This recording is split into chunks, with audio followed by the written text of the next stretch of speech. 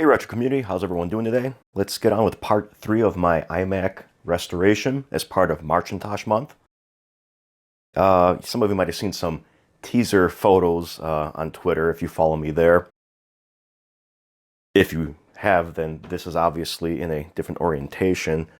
I'll give you guys a peek of what I ended up doing here. So, desktop optical drive hooked up with a standard IDE cable. Got it routed through the VGA port housing and connected directly into the internal IDE / power / audio slot that Apple developed for this logic board for whatever reason. My guess is that they went with that route because of the slimline drive and to minimize on power cables and things like that. Whereas if they had gone with a standard 40-pin IDE cable, they'd have to have a separate cable for CD digital audio, power, etc. Who knows? So, but because of the internal CD-ROM drive is not working and it's hard to find one, especially in time to finish up MARCHintosh, I just did it this way. So I can get an operating system installed in here, hopefully, and see if this thing fully works. So let's do that next. All right, I got it plugged in. There we go. So far, so good. Let's see. There we go.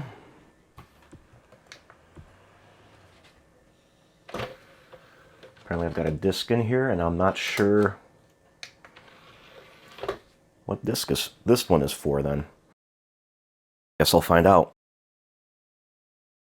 I do apologize for these little bars. They're not actually on the screen. It's part of the refresh rate difference between the camera and the screen. I'm not sure what refresh rate this is. I'm pretty sure the camera's running at 60 frames per second, so.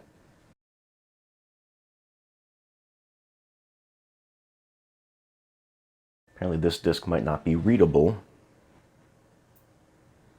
Let's try another one.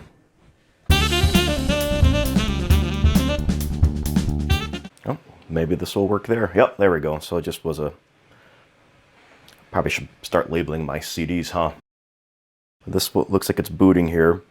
Now, full disclosure, I did actually boot into this yesterday to see if I could get the CF to ID adapter formatted, because I've read some issues people have had with that kind of a setup not necessarily working correctly in here.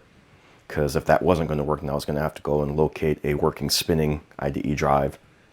And in the event that I didn't have that too, well, the entire video is definitely on hold then. So I did try to use a Mac OS 9.0.4 disk. It would not boot at all. So I ended up getting this 9.21 instead. We'll probably skip ahead to setup. I just want to get a basic operating system on here to do some basic tests, and then we can do the full reinstall of all of the software. Because I think there's 7 disks in total with this particular set that I found.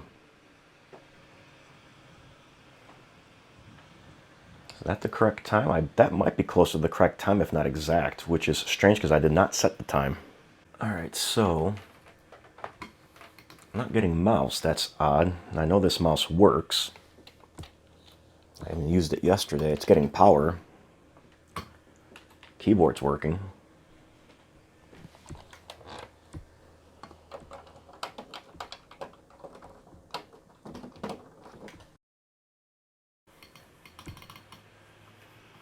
Plus, I'm pretty sure we saw it working in open firmware. That's weird.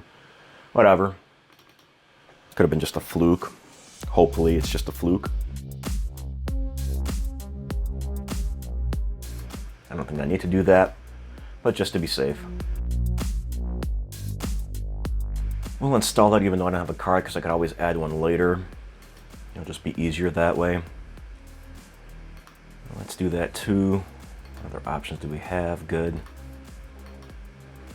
And we'll start. I'll just skip to the end of the installation. And as we can see, it's done. It took 8 minutes, so it wasn't bad. And go ahead and we'll quit. We'll name this here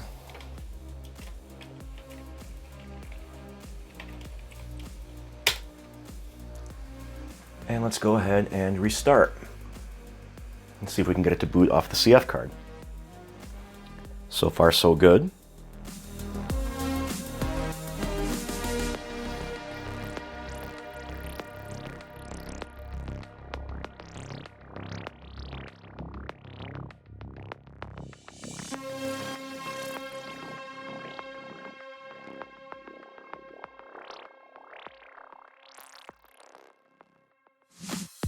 No, we'll quit because we're not hooked up to the internet at all. So it's working, seemingly.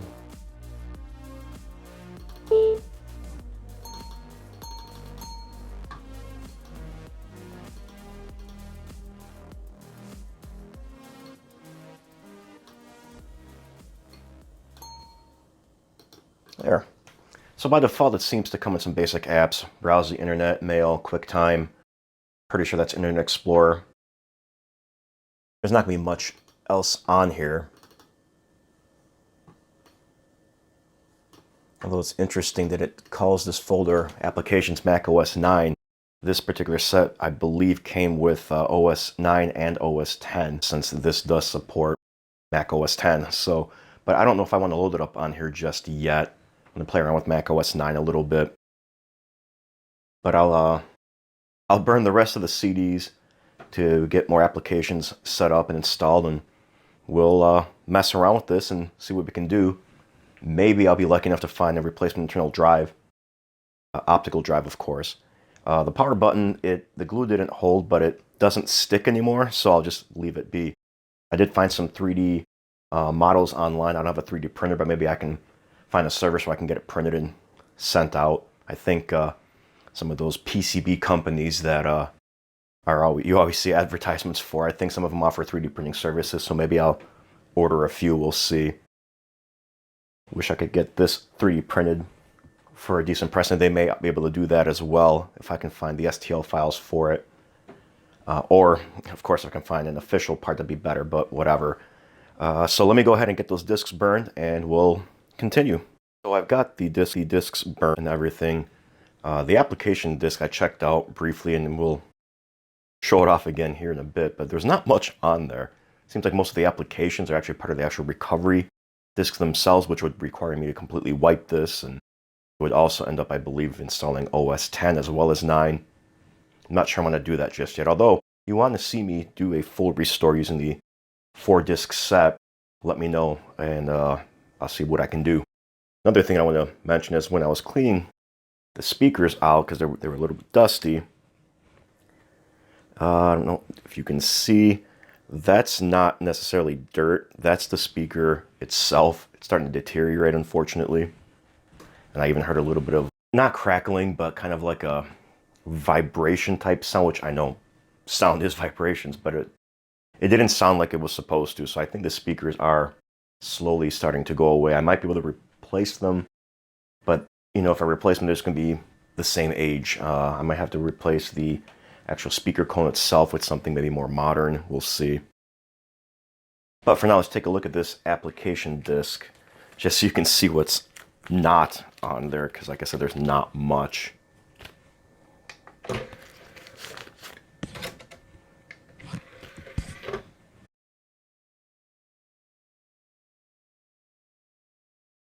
And also, while we're doing that, let's take a look at adjusting the screen a little bit here.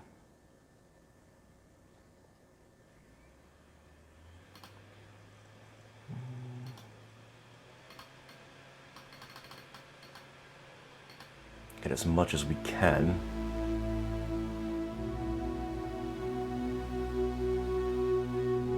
There, that's probably as close as I'm going to get it without really spending a lot of time on it.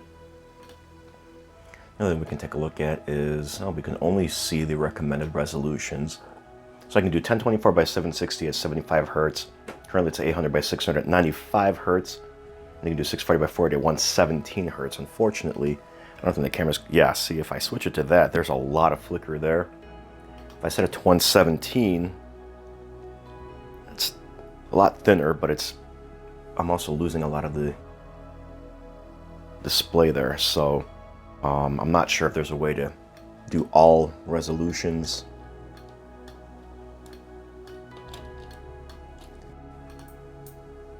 We'll have to take a look and see, but for now, the flicker is going to have to remain, unfortunately.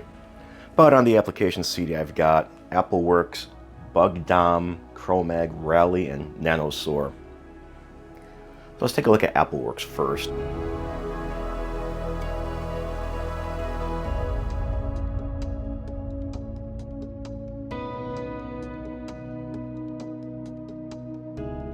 Oh, we're not going to restart just yet.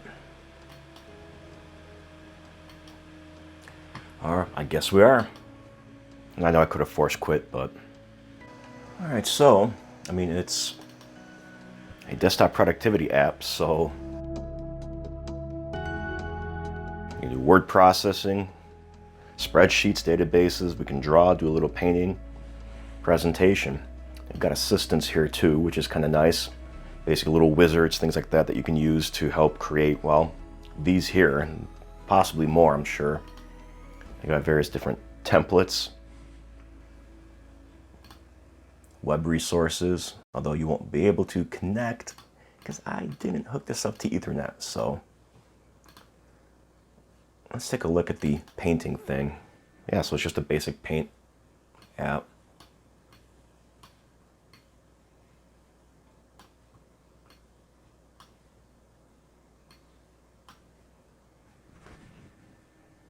Behold my marvel work of art.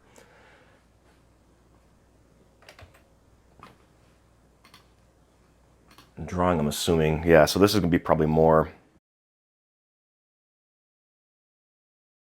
Actually, it doesn't really look like it's going to be that much different other than some of these additional tools not available. A lot of this is probably just the same basic app. Just depending on which mode you open up results in the different UI elements that will appear for you. So yeah, so there's AppleWorks. Again, nothing too exciting there. Take a look at Chromag Rally, because if it's what I think it is, then I suspect that it could be some sort of Mario Kart-like clone.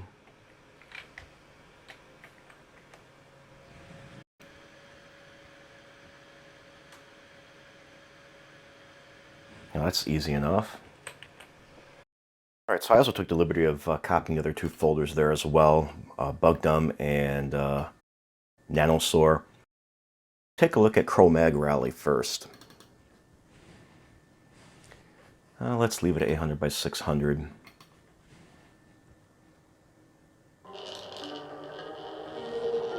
Oh, that speaker just sounds horrible. Yeah, that's a bad speaker. I'm gonna definitely have to find a way to quit because I'm gonna adjust the volume.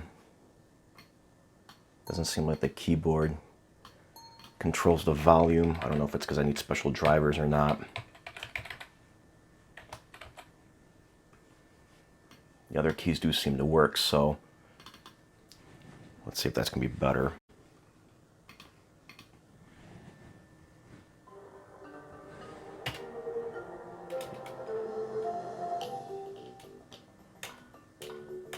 Yeah, that's a much better volume.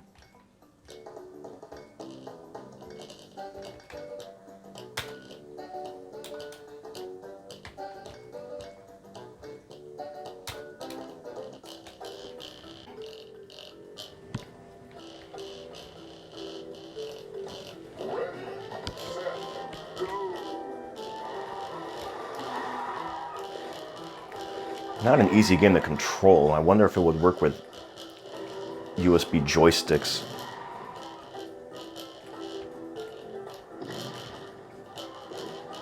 Why am I red?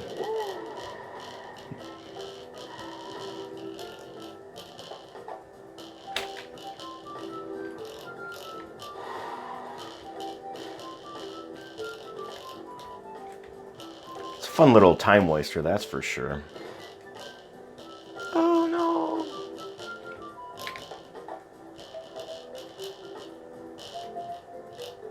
And I'm losing. All right, enough of that embarrassment. So that's Chromag Rally. Let's take a look at BugDom Let's see what that's all about. Oh, apparently this one's going to automatically adjust resolution.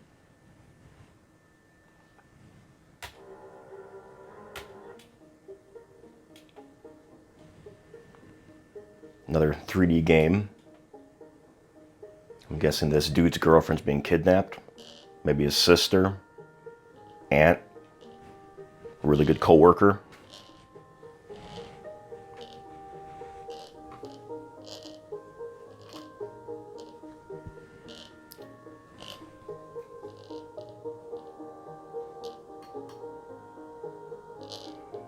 Ah, look at that. So I wonder if it would work with the joystick or not.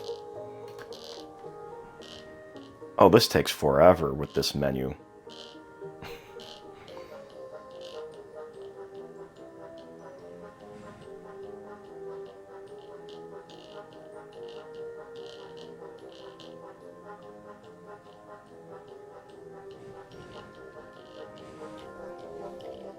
So, looks like it's just a 3D platformer akin to Super Mario 64 and Banjo-Kazooie and games like that.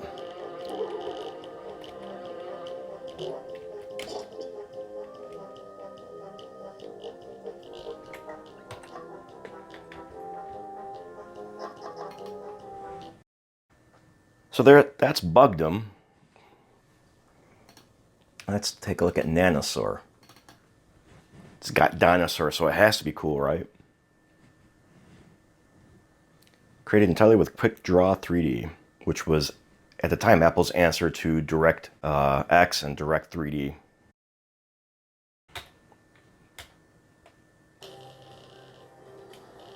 God, that speaker is just annoying. Okay, so it's not bad 3D graphics for the time period.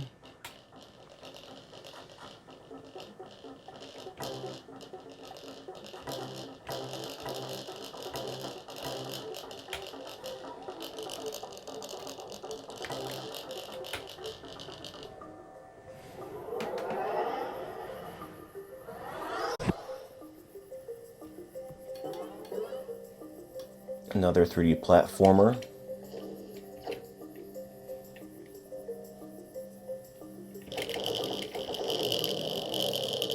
Oh no, it's a third-person shooter.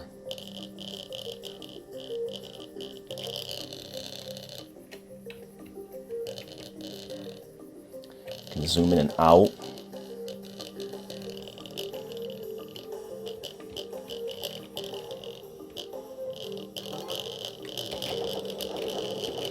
This might actually be fun.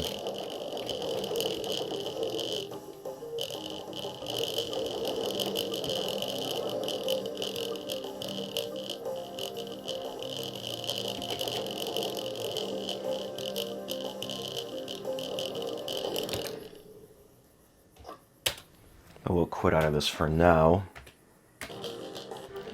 Mainly because the speaker is just... Oh.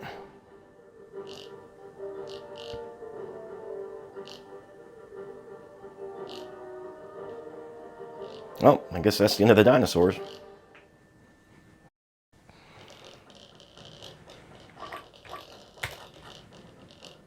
Hey, alright, I got the high score.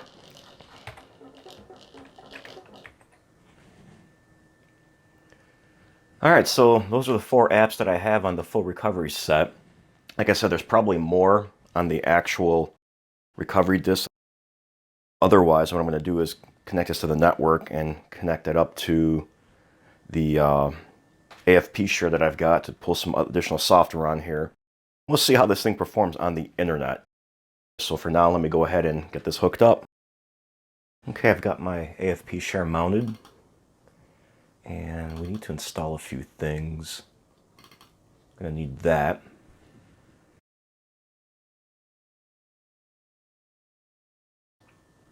And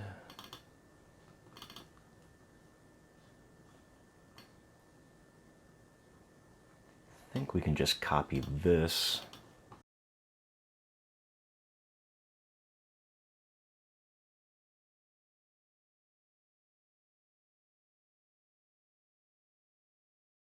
Let's see if this will work. This is the last version of ClassZilla. It's been abandoned by the developer, but I think the most recent version is from late 2021, so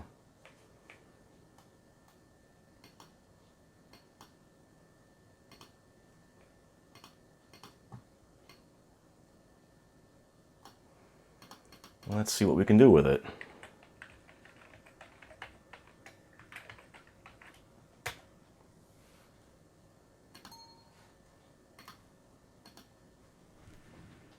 Goes straight to the mobile website.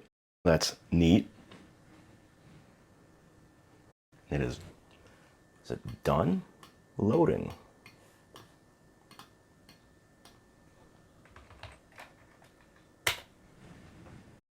Yeah, it just forces you to the mobile website, but I don't see anything loading on here. So that's not going to work. What else can we try?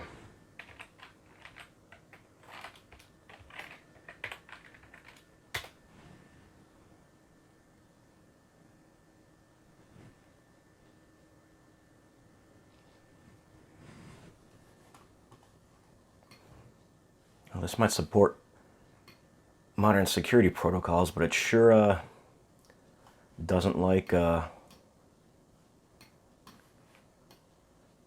modern formatting, that's for sure. Well, that was a waste.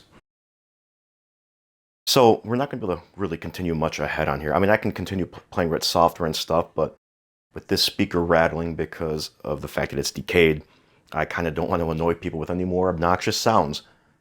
So I went ahead and found out that you can still order new replacement speakers that match the same style. They're just a little thinner, so they don't quite fit within the cavity quite. They rattle around a little bit, so you have to kind of prop it up with some foam or tape or something like that. So I've got it on order. For some reason, I only hit one, and it's too late to change the order to get two of them. And I know I'm going to have to replace that at some point, but whatever, for now, it'll be fine. I also have a replacement optical drive on order, not specific to this iMac. It's just a standard slot loading drive. I'm going to try something and see if I can't get it mounted in there and connected and get that going. But I have to wait for that stuff to come in. I don't know if I'll get them in time to finish restoring this by the end of MARCHintosh. I definitely won't get a bezel, but I've pretty much dismissed the idea that I'll be able to find one anytime soon. So we'll see what I can do. I'm still going to continue restoring this. I'll just show the video, you know, when everything is ready and everything is available. I also am not sure if I'm going to do a full restore on here. I don't know if I want to have OS 10 on here. I think I just want to keep it with OS 9. That's how I remembered these iMacs anyway. So, however, providing that nothing else goes wrong, I have something else that I can use to try and wrap up MARCHintosh. And that would be this.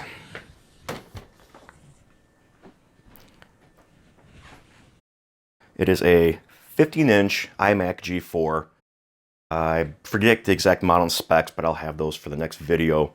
I don't even know if this thing works, so we'll see what I can do with it.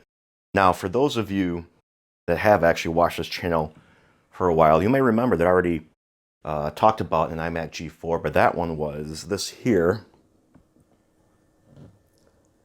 That guy right there in the corner. It's a 17-inch model, and unfortunately I didn't refurbish it on camera. I did it before I even started the channel, but I did talk about it, so I figured, well, let's try to get this one working. We'll see what it needs. It may not need anything, and that's probably good, so keep an eye out for that. I'll try my best to have this out by the end of March. Can't promise anything though. But with regards to this guy here, like, if I can get the parts in time, I'll do my best to try to get this thing wrapped up for March. Otherwise, just, you know, keep an eye out for that video coming in the future to get that one going. But for now, that'll be the end of this video here. Like I said, I've got some parts in order that I'm going to try to get to work with this. If I can get them going and I can do it by the end of the month, great. Otherwise, keep an eye out for the video sometime in the future. As far as this video goes, though, I'm going to wrap it up. We'll call it part 3. Again, if you guys have any leads on any of the parts that I need, such as the inner bezel or the slot loading optical drive, leave a comment below and let me know, or you can reach out to me via Twitter. And yeah, yeah, otherwise, you guys have any other suggestions for this thing, anything you want me to try out on here, let me know as well. Otherwise, what you think of this video? If you'd like to hit the thumbs up. If you haven't subscribed yet, feel free to do so, although there's never any obligation, although I do appreciate it. If you didn't like this video, hit the thumbs down, but leave a comment below as to why so I can try to use that to help improve things going forward. Otherwise, thanks all, and I will catch you later.